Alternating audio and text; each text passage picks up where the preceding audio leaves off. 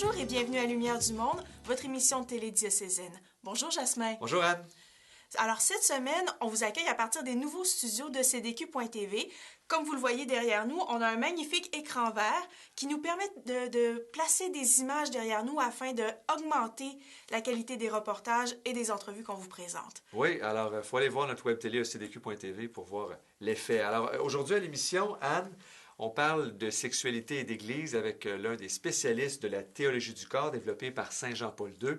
Il s'appelle Yves Semaine. Il était de passage à Québec tout dernièrement. Oui, d'ailleurs, on dit qu'il a fait il présente une nouvelle révolution sexuelle. Oui. Et parlant de révolution, mais dans un tout autre niveau, c'est avec Marie de l'Incarnation, une grande sainte de chez nous du 17e siècle, Jasmin, et elle a présenté une révolution de l'amour et de la miséricorde, un grand témoin de chez nous. Et on aime beaucoup les segments Vivre dans le Christ, des témoignages de foi très forts. Alors, une nouvelle mariée, Marie-Chantal Couillard, on vous invite à la rencontrer. Bonne émission.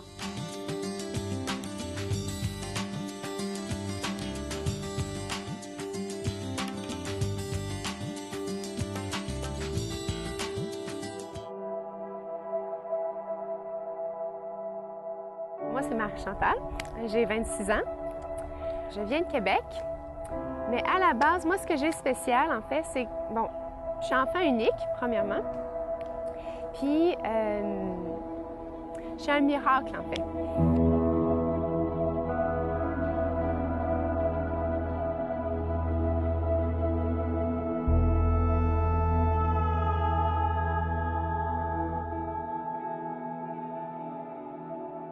Mes parents ne pouvaient pas avoir d'enfants. Autant mon père que ma mère, les médecins avaient dit, ma mère faisait de l'endométriose sévère, puis mon père, ses spermatozoïdes n'étaient pas fort. Donc, il y avait une chance sur je ne sais pas combien, là, des millions qu'il y ait un enfant. Puis, ma mère, elle a fait une neuvaine à la Vierge Marie. Puis, le mois d'après, elle est tombée enceinte. Alors, pour ma mère, pour mon père aussi, il n'y a jamais eu aucun doute que j'étais un cadeau de la Vierge Marie pour eux.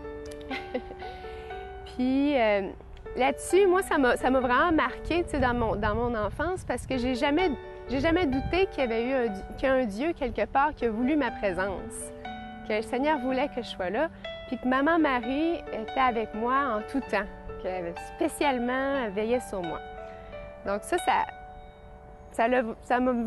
m'a marqué.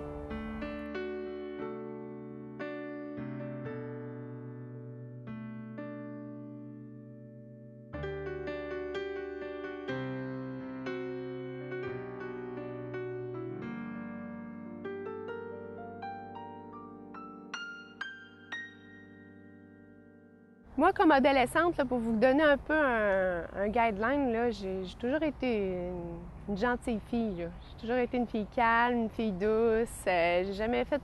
Je faisais pas de trouble, là. J'étais une bonne étudiante. Ce qui est arrivé, transition secondaire cégep, mes parents se sont séparés. Et là, même si j'étais quand même vieille, là, 17 ans, ça m'a quand même affectée. Au cégep, là, je me suis beaucoup repliée sur moi-même. J'ai perdu confiance en moi d'une certaine manière aussi. Puis j'ai pas... je me suis pas fait beaucoup d'amis au cégep aussi. C'est pas mes meilleures années, là. J'ai pas... C'est ça, j'ai pas rencontré beaucoup de monde. Puis j'essayais aussi de m'isoler. Je m'isolais un peu. Et là, mais quand je suis arrivée à l'université, je marchais dans le corridor, puis j'ai croisé un groupe CCO Mission Campus, donc Catholic Christian Outreach, c'est un groupe qui se trouve dans les universités, dont le but, c'est de permettre aux étudiants de rencontrer le Seigneur.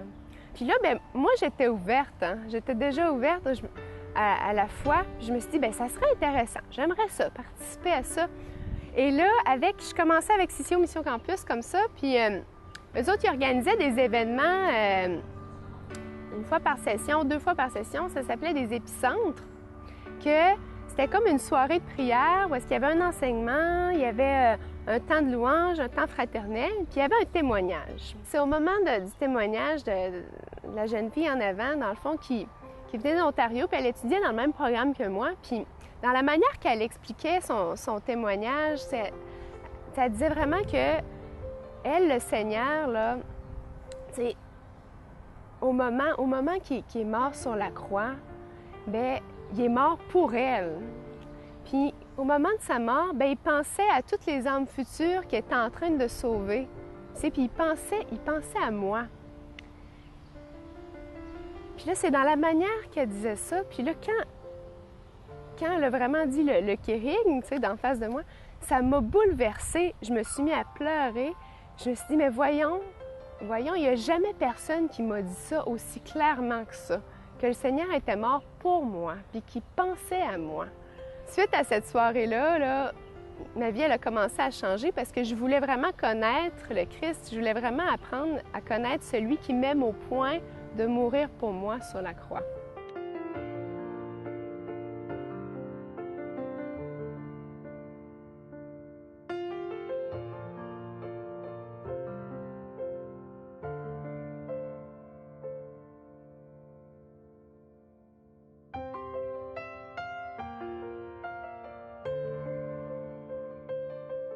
Mais là, on m'a vu apparaître au service jeunesse, on m'a vu apparaître à des missions d'évangélisation, on m'a vu m'impliquer de plus en plus à la paroisse.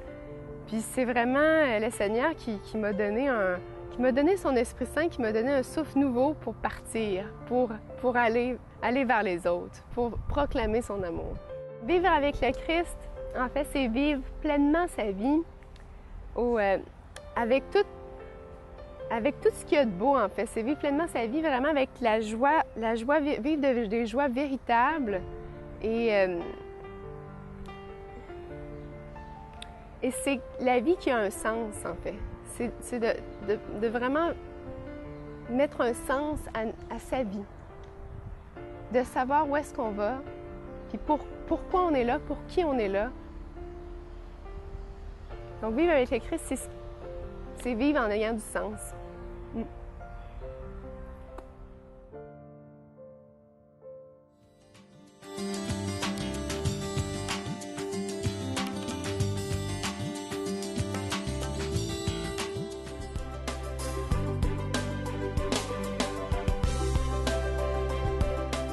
Pourquoi une révolution sexuelle?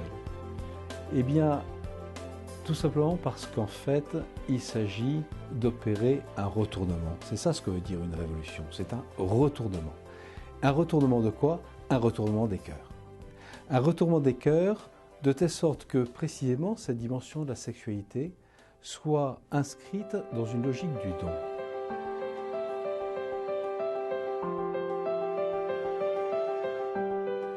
Le gros problème aujourd'hui de notre culture contemporaine, c'est qu'elle considère la sexualité comme un moyen de jouir de l'autre et de jouir de soi-même, de s'approprier la personne de l'autre, de l'utiliser à son profit.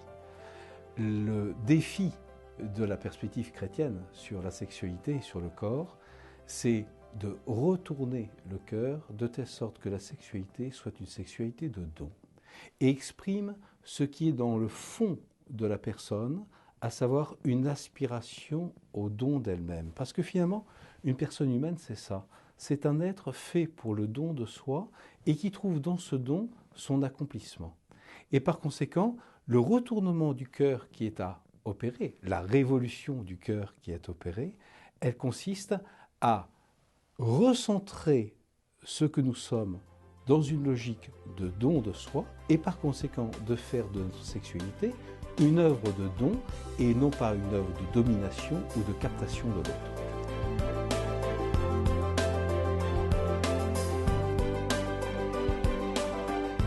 La théologie du corps dans la nouvelle évangélisation, c'est ni plus ni moins, et je vous livre là une conviction absolument fondamentale, personnelle, c'est ni plus ni moins que le fer de lance de la nouvelle évangélisation.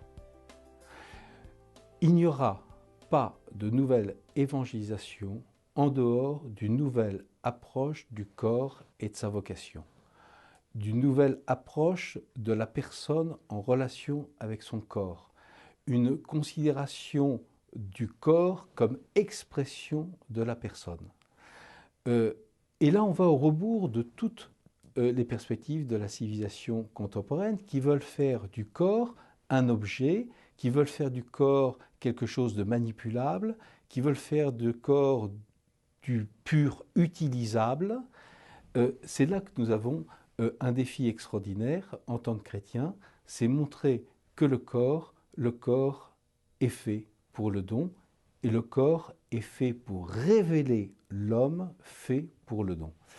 Et donc, nous avons un champ de travail extraordinaire du point de vue de l'évangélisation, parce que, si on regarde bien, qu'est-ce qui a mis tout un ensemble de personnes en dehors de l'Église, ou qu'est-ce qui interdit à une foule de personnes de franchir le seuil de l'Église, et qui font en sorte qu'ils se tiennent encore dans la banlieue de l'Église, pour reprendre une expression du pape François? Les questions d'éthique sexuelle. Mais les questions d'éthique sexuelle mal comprises, mal intégrées, mal considérées. On s'imagine que l'Église tient un discours moralisateur, un discours dans une logique de l'interdit, du permis et du défendu, une logique finalement qu'on pourrait qualifier de castratrice sur la question de la sexualité, et ce sont autant d'erreurs. Et donc il faut montrer la grandeur et la beauté du message de l'Église, il faut montrer que l'Église aujourd'hui a un discours qui est capable de répondre aux impasses de la culture contemporaine sur la question du corps et sur la question de la sexualité. Parce que là, de ce côté-là, on a tout de même fait l'expérience des impasses, des voies sans issue que l'on a tenté d'ouvrir dans la foulée de ce qu'on a appelé la révolution sexuelle et qui s'avèrent porter des fruits des plus amers. Finalement, on s'aperçoit qu'on nie l'homme, on s'aperçoit qu'on piétine l'homme, on s'aperçoit que l'on bafoue sa dignité, on s'aperçoit finalement que l'on ne peut pas, dans cette logique de la révolution libérale, qu'on ne peut pas rendre l'homme heureux. Et là, l'Église a une parole à donner, là, l'Église a une parole de liberté et de vérité, et je pense à ce que disait Jean-Paul II à la fin d'une de ses catéchèses sur la théologie du corps. Il avait abandonné son texte et de l'abondance du cœur, il avait dit « Je supplie Dieu », et c'était une forme de prière, « Je supplie Dieu de faire accéder toutes les personnes de bonne volonté à ce niveau de vérité libératrice et humanisante. » Vous voyez, à ce niveau de vérité libératrice et humanisante. C'est ça le défi d'évangélisation qui est nôtre, c'est de faire en sorte que tout homme et toute femme accèdent au niveau de vérité libératrice et humanisante du message de l'Église.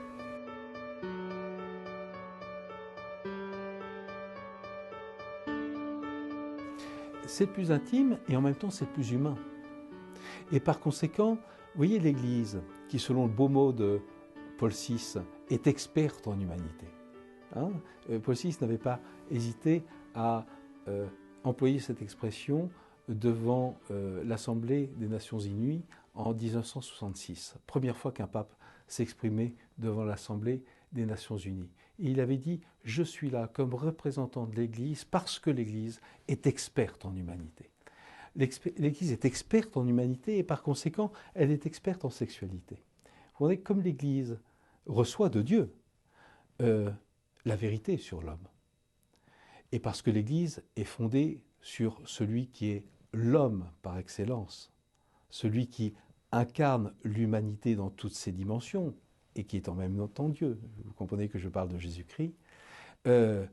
L'Église sait ce qu'il y a dans l'homme.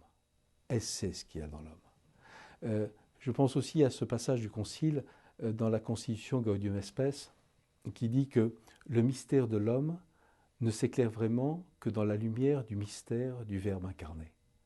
Oui, le mystère de l'homme ne s'éclaire vraiment que dans la lumière du mystère du Verbe incarné.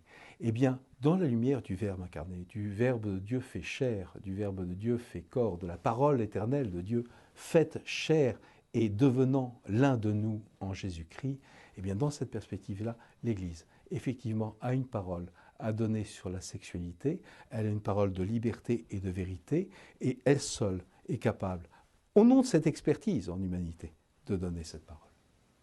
Dans la logique de l'éducation sexuelle, j'aime pas les termes éducation sexuelle, mais disons de l'éveil à l'affectivité et à la maturation de la vie sexuelle. Eh bien, dans cette perspective-là, je crois qu'il n'y a qu'une seule chose à faire. Une seule chose à faire, mais vous me pardonnerez de vous dire que je pense que c'est plutôt le rôle des parents avant tout, plutôt que de quelconque institution, d'État ou je ne sais quoi. C'est le rôle des parents. C'est la grâce d'État des parents. Et qu'est-ce que les parents ont à faire comprendre à leurs enfants? Ou à quoi les parents doivent-ils ouvrir leurs enfants s'agissant de la question de la sexualité? Sa beauté. Sa bonté. La beauté et la bonté de la sexualité. Il y a une seule chose à faire comprendre aux enfants, c'est que ça n'est pas sale. C'est que c'est grand. C'est que c'est noble. Et par conséquent, ça doit être protégé. Qu'il faut s'admirer, qu'il faut être dans l'admiration devant ce qui se passe dans le corps d'un homme, dans le corps d'une femme, et qui est orienté vers le don de la vie et vers la communion des époux. C'est ça ce qu'il faut montrer aux enfants, la beauté et la bonté de la sexualité. Et non pas leur montrer une espèce de technique, une manière, vous voyez, ne pas montrer la sexualité comme une sorte de danger dont il faut se protéger. Regardez ce qui existe dans ces fameux cours d'éducation sexuelle. Comment se protéger ? La première chose qu'on dit à un petit garçon ou une petite fille, c'est qu'il faut se protéger. Autrement dit que la sexualité, c'est dangereux. Non, la sexualité est belle. C'est un don de Dieu. C'est un don de Dieu, c'est un don qui a été fait à l'homme pour lui permettre de réaliser sa vocation d'image de Dieu. Parce que dans le don mutuel de l'homme et de la femme, il y a l'image de la communion éternelle des personnes divines. Et par conséquent, la sexualité, elle ne s'explique véritablement qu'en relation avec l'image de Dieu. C'est ça ce qu'il faut dire aux enfants, avant toute chose.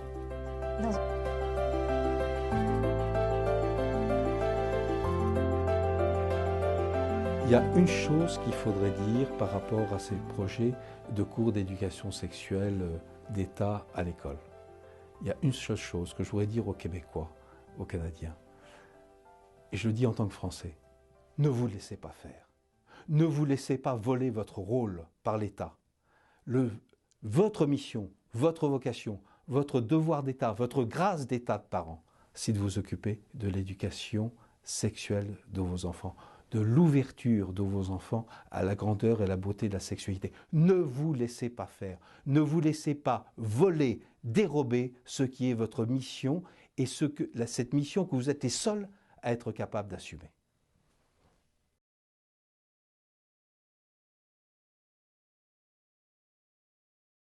Je suis intimement persuadé que cette théologie du corps, elle peut parler à tout homme et toute femme.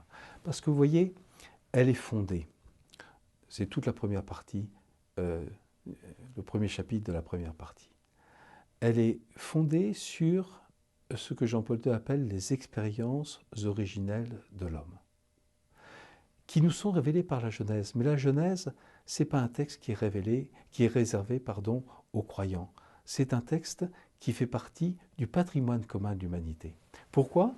Parce que dans ces premiers chapitres de la Genèse, particulièrement les 3 premiers chapitres de la Genèse, d'une certaine manière, nous sommes témoins, comme dit Jean-Paul II, de la manière dont l'homme se découvre et fait l'expérience de ce qu'il est en face de Dieu.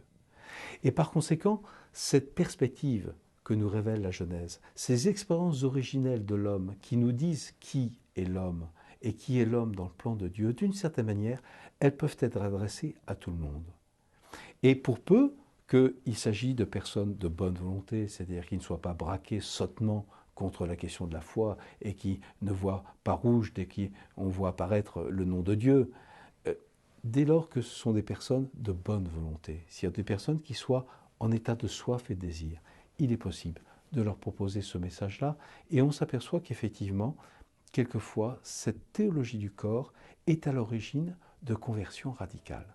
Et j'en ai une foule d'exemples de personnes qui se sont converties réellement, qui ont découvert Dieu à travers cette théologie du corps, à travers ce que Dieu lui-même a voulu dire de lui, à travers le corps. Et d'une certaine manière, vous voyez, c'est ça ce qui est important, c'est que notre corps est en quelque sorte en nous-mêmes le témoin de la présence de Dieu. C'est ça ce que nous apprend la théologie corps, c'est avoir notre corps comme un témoin de la présence de Dieu dans notre monde, le témoin de la présence de Dieu dans notre vie.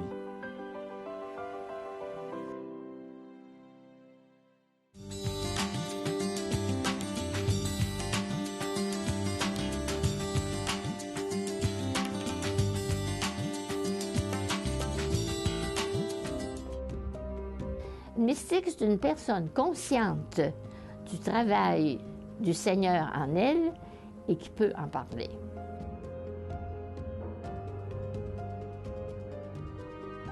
Puis Marie de l'Incarnation, évidemment, elle en parle avec son langage du 17e siècle, là, mais elle est capable d'en parler.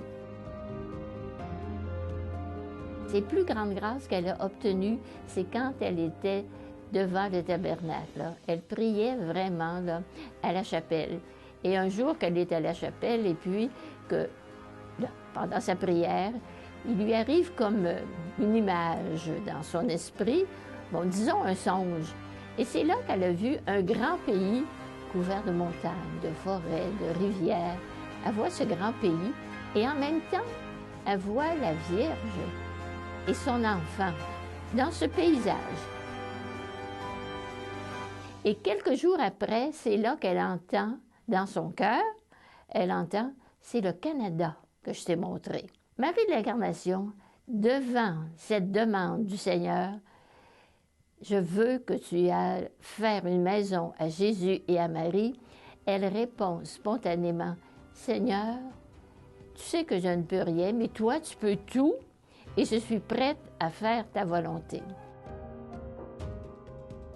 Je trouve ça exceptionnel de pouvoir adhérer à la volonté de Dieu avec cette spontanéité. Imaginez qu'en 1650, en pleine nuit, en plein hiver, un feu détruit la maison.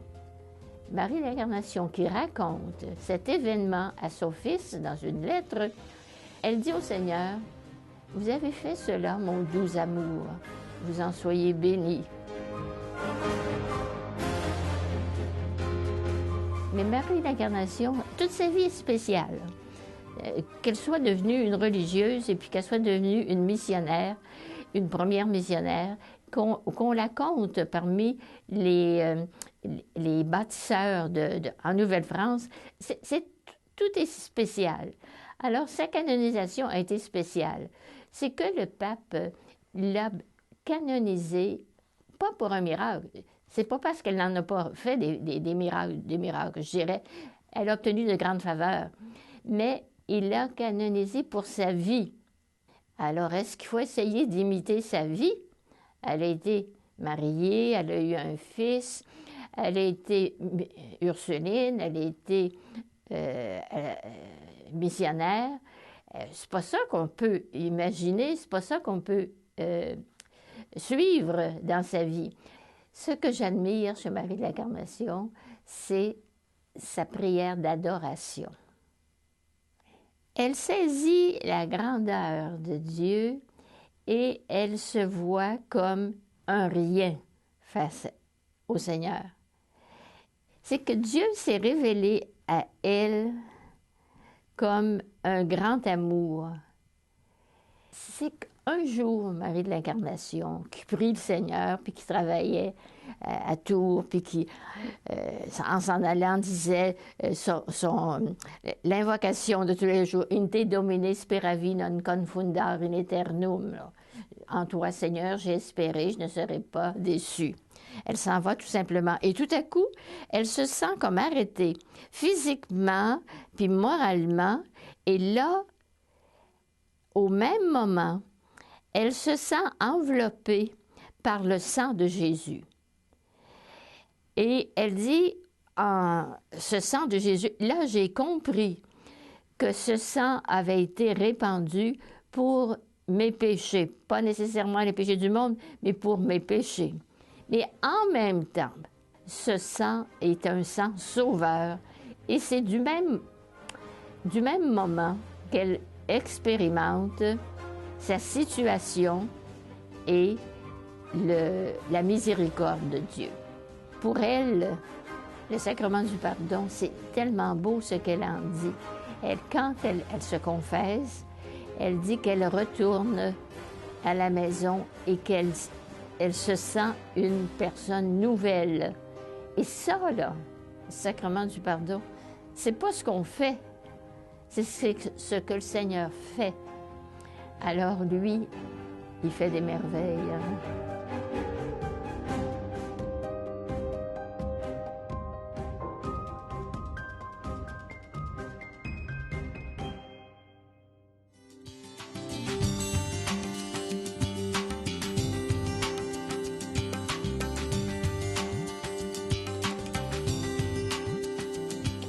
Alors, Jasmin, à l'émission, on aime beaucoup faire des recommandations aux téléspectateurs.